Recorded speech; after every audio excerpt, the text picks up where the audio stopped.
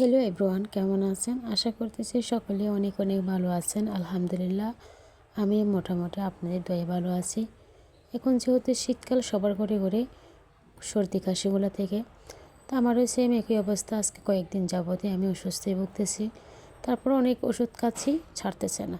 যাই হোক, তো আমরা আমাদের বাড়ি থেকে যেহেতু আমার আপুরা আসছে, ওরা মূলত আসছে ডাক্তারের কাছে। এখান থেকে এসে ডাক্তার দেখানোর পরে আবার বলতেছে শুটকি মাছ নিয়ে যাবা। আর কক্সবাজারের শুটকি অনেক ভালো, রান্না করে মজা পায়।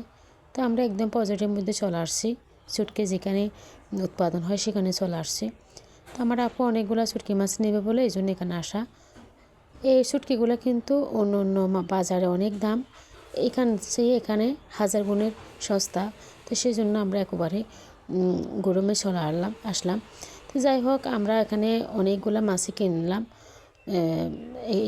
এটা হচ্ছে যে আমাদের এলাকার, ওর সাথে আমাদের পরিচয় হয়ে গেছে।